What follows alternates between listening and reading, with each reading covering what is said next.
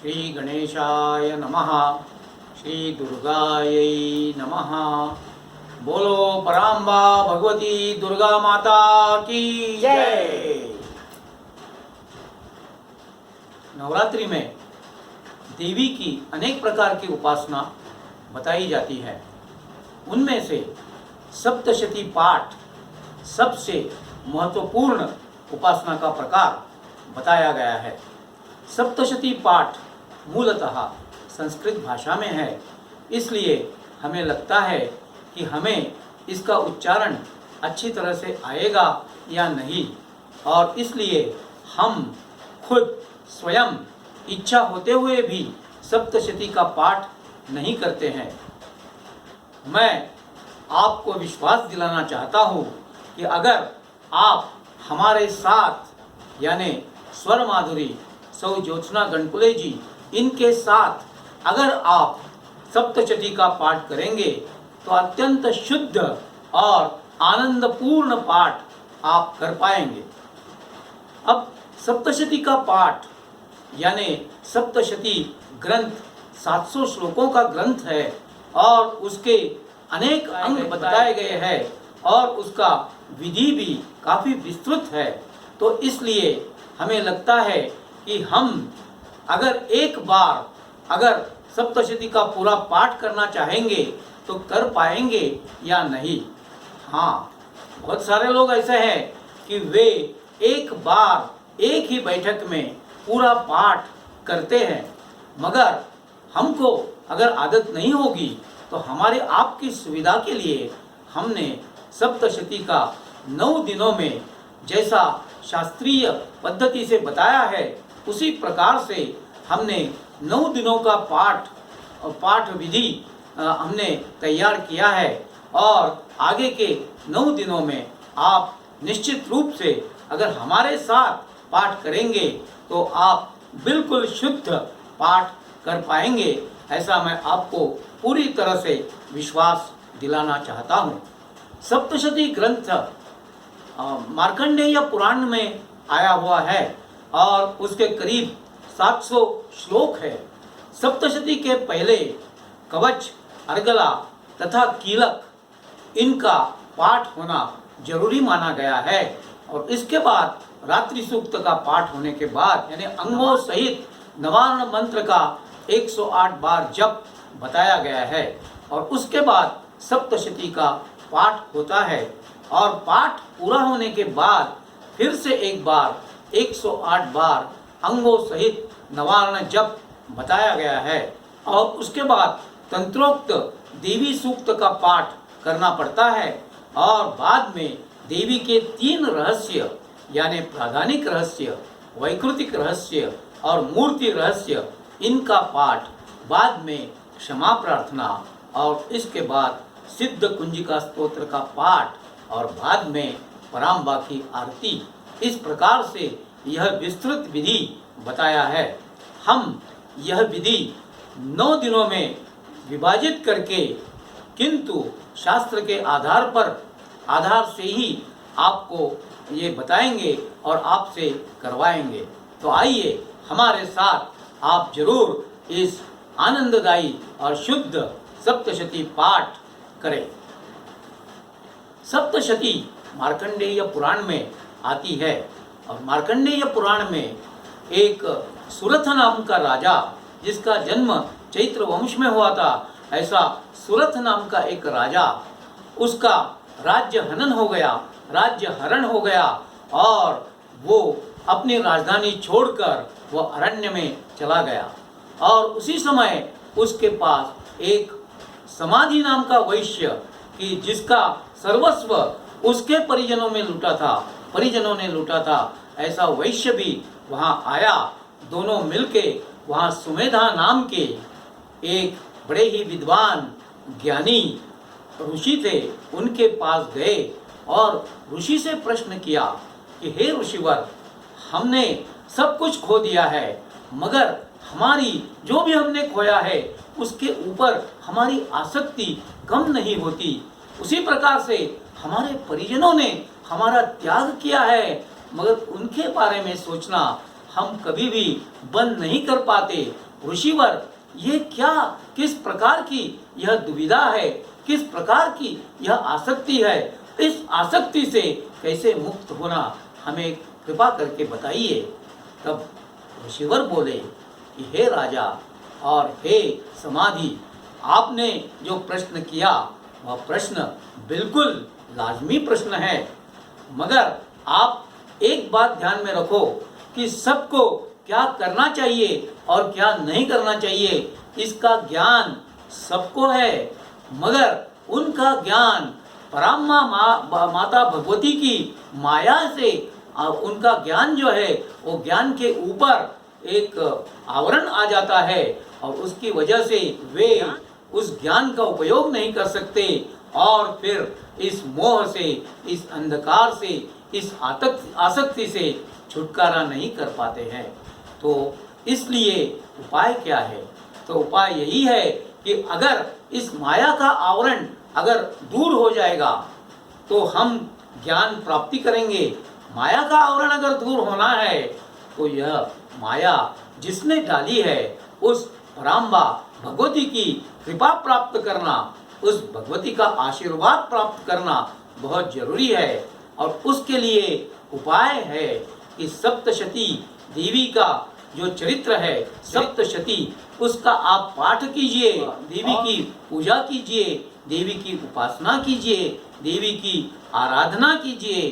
पूर्ण एकाग्र बुद्धि से अगर देवी की आराधना की तो निश्चित रूप से देवी प्रसन्न होती है और फिर आपका ये जो माया का आवरण है, मोह का आवरण है, वो दूर हो जाएगा और आपको ज्ञान की प्राप्ति हो गई, आपकी सभी कामनाएं पूर्ण हो जाएंगी। तो इस प्रकार से ऋषि ने बताया और फिर ऋषि अब देवी का जो चरित्र जो है उस चरित्र का वर्णन करना उन्होंने शुरू किया। देवी के यहाँ इस सप्तशती ग्रंथ के 13 अध्याय है।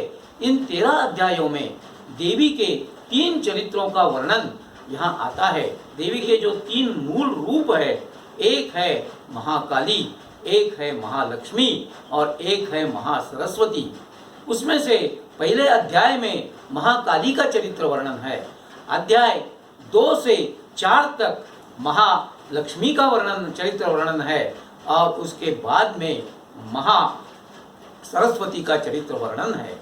पहले अध्याय में वर्णन किया है भगवान विष्णु क्षीर सागर में शेष शैया पर विराजमान है और वे योग निद्रा में निद्रित अवस्था में है और ब्रह्मा जी उनके नाभि कमल से ब्रह्मा जी का जन्म हो जाता है। ब्रह्मा जी इधर उधर देखते हैं तो उस पानी के सिवा उनको और कुछ भी दिखाई नहीं देता और उसी समय भगवान विष्णु के कानों के मल से मधु और कैटभ ये राक्षस निर्माण हुए और उन्होंने अपना बल आजमाया और उन्होंने सोचा कि ब्रह्मा जी पर हमला करते हैं और वो आक्रमण करके ब्रह्मा जी पर आक्रमण करके जब आए तब ब्रह्मा जी ने सोचा कि मैं इनका प्रतिरोध नहीं कर सकता, भगवान विष्णु ही इनका प्रतिरोध कर सकेंगे। इसलिए भगवान विष्णु को जगाने की कोशिश की, भरपूर प्रयत्न किए, मगर भगवान विष्णु योग निद्रा में थे, भगवान विष्णु जग नहीं रहे थे। तब ब्रह्मा जी ने इस निद्रा देवी का अर्थात महाकाली माता का स्तवन करना शुरू किया, उसकी आराधना करना शुरू की और जब उन्होंने बिल्कुल एकाग्रता से, बिल्कुल तन्मयता से जब इस पराम्बा का जब उन्होंने स्तवन किया तो माता प्रसन्न हो गई और भगवान विष्णु के शरीर से माता बाहर आ गई और उन्होंने इस महाकाली माता ने ब्रह्मा जी को दर्शन दिया और ब्रह्मा जी का अर्थात ब्रह्मा जी जिस संकट में थे उस संकट में उनका निवारण, उस संकट का निवारण करने के लिए भगवान विष्णु को उन्होंने इन दोनों मधु और कैटभ दैत्यों से युद्ध करने की प्रेरणा दी और फिर जब युद्ध शुरू हो गया तब अपनी माया का प्रभाव इन दोनों दैत्यों पर डालकर उन्होंने भगवान विष्णु से इन दोनों असुरों का वध करवाया और वध करने के बाद अर्थात ब्रह्मा जी भी मुक्त हो गए। और इस प्रकार से ब्रह्मा ये जो चरित्र जो देवी का महाकाली का जो प्रथम चरित्र जो है जिसमें इन्होंने भगवान विष्णु के द्वारा मधु और कैटभ राक्षसों का वध किया और ब्रह्मा जी का संकट दूर किया, इसका वर्णन इस प्रथम अध्याय में आता है। और इसके बाद अध्याय 2 से 4 तक जो वर्णन है वह पराम्बा के दूसरे अवतार, दूसरे रूप यानी माँ लक्ष्मी का जो चरित्र है उस चरित्र का वर्णन शुरू होता है।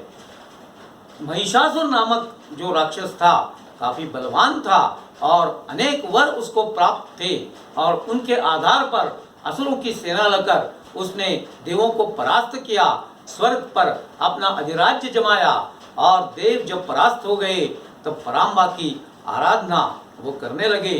क्या करना उनके समझ में आ नहीं रहा था और तब सभी देव यानी ब्रह्मा विष्णु महेश और तीनों से मिलकर उन्होंने जब इस प्रकार इसके ऊपर जब उन्होंने चर्चा की, इसके ऊपर जब विचार किया, तब भगवान विष्णु और महेश और ब्रह्मदेव इन्होंने बताया कि अपने अपने शरीर से आप अपना जो तेज है तेज बाहर निकालो।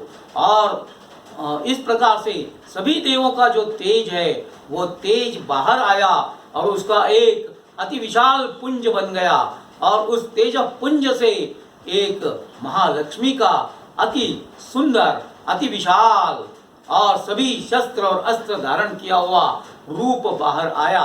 महालक्ष्मी की सब देवों ने स्तुति की। महालक्ष्मी प्रसन्न हो गई और देवों का संकट दूर करने के लिए उसने अब महिषासुर को आवाहन किया।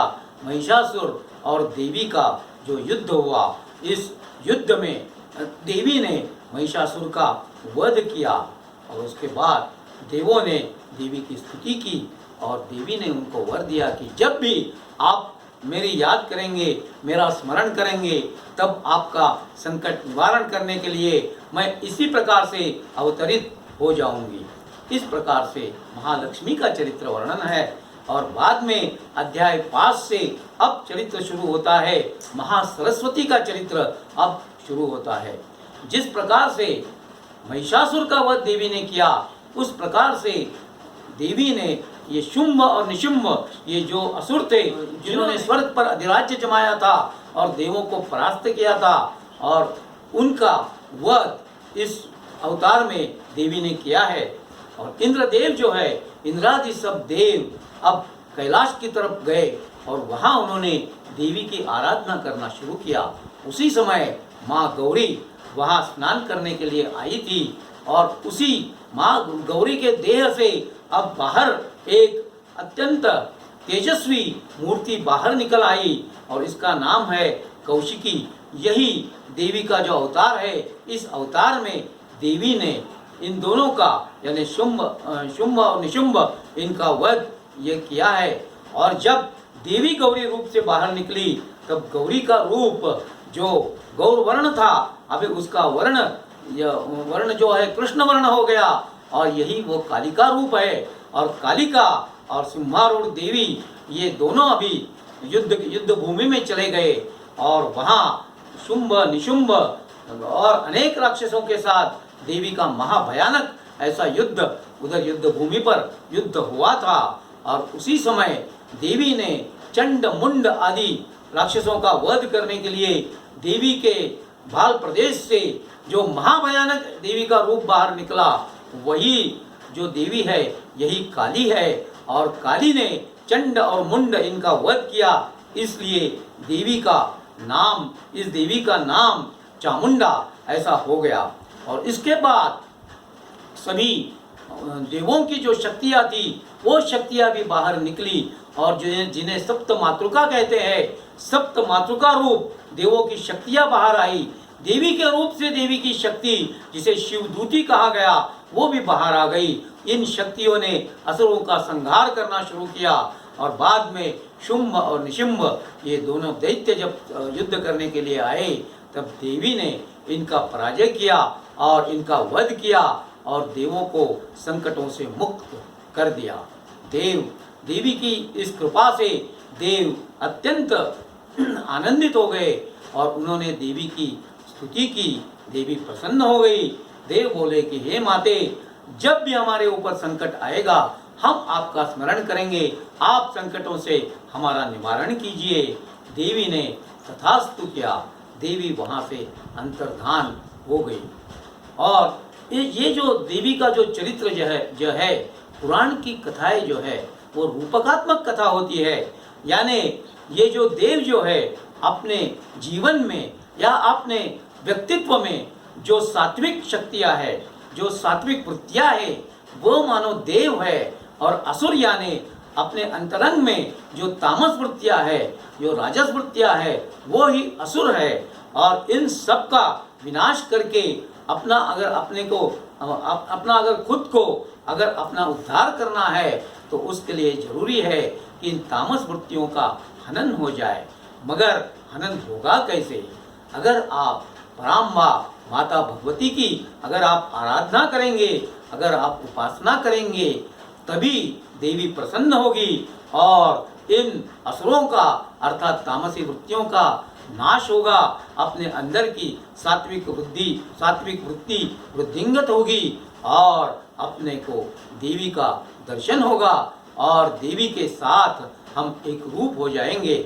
और इसीलिए पुराणों में ये कथा इस रूपक के द्वारा बताई गई है।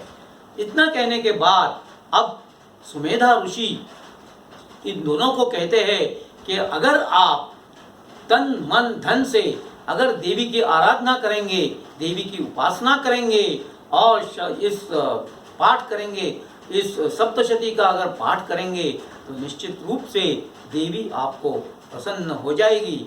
और इसके बाद ये दोनों देवी की आराधना करने के लिए वे गए और कुछ समय बाद उनको देवी प्रसन्न हो गई। 3 संवत्सर तक इन्होंने देवी की आराधना की, एकाग्रता से तन्मयता से देवी की आराधना की। देवी प्रसन्न हो गई और देवी ने पूछा कि आपको क्या चाहिए? अब राजा बोलता है कि मुझे मेरा राज्य वापस चाहिए। तब देवी बोली कि ठीक है, आपकी मनोकामना पूर्ण होगी, आपको आपका राज्य मिलेगा और जब सावर्णी मनवंतर में आप मनु बन जाएंगे। और इस प्रकार से देवी ने राजा को आशीर्वाद दिया और वैश्य को पूछा, समाधि वैश्य को पूछा, आपको क्या चाहिए? वो बोलता है, माते मुझे अब कुछ नहीं चाहिए, मुझे सिर्फ इस मोह जाल से छुटकारा पाना है, मुझे आत्मज्ञान की प्राप्ति चाहिए। तब देवी ने उसका जो मोह का आवरण था, अंधकार का आवरण था, देवी ने दूर कर दिया और उसको उन्होंने आत्मरूप प्रदान कर दिया। इसका मतलब ये होता है कि देवी प्रसन्न होती है। अगर आप आराधना करेंगे, अगर आप उपासना करेंगे तो देवी जरूर प्रसन्न होती है। मगर अगर आप सकाम भावना से आराधना करेंगे तो आपकी सभी कामनाएं पूरी हो जाएंगी। मगर आप अगर निष्काम भावना से देवी की आराधना करेंगे तब आपको देवी का रूप ही प्राप्त हो जाएगा। तो इस प्रकार से सप्तशती का यह ग्रंथ जो है अत्यंत गूढ़ अर्थ से भरा हुआ यह ग्रंथ, और अगर आपने सप्तशती का अगर पाठ किया तो निश्चित रूप से आपकी सभी मनोकामनाएं देवी पूर्ण करेगी, इसमें कोई संदेह नहीं। तो आइए अब आप हमारे साथ एक एक दिन करके आप हमारे साथ सप्तशती का विधि सहित अंगों सहित पूर्ण रूप से पाठ अब हमारे साथ आप भी कीजिए और इसका आनंद लीजिए, देवी की कृपा प्राप्त कीजिए। जो एक दिन में यानी बहुत सारे लोग हैं कि जो एक ही दिन में यानी अष्टमी के दिन, नवमी के दिन पूरा पाठ करते हैं, तो उनके लिए भी आप अगर पूरा का पूरा पाठ इस विधि सहित अंगों सहित आप बिल्कुल सही तरीके से और जिससे आपको आनंद मिलेगा उस प्रकार से आप जिस प्रकार से पाठ करना चाहते हैं वो पाठ हो जाएगा। आइए अब हम सप्तशती का पाठ शुरू करते हैं।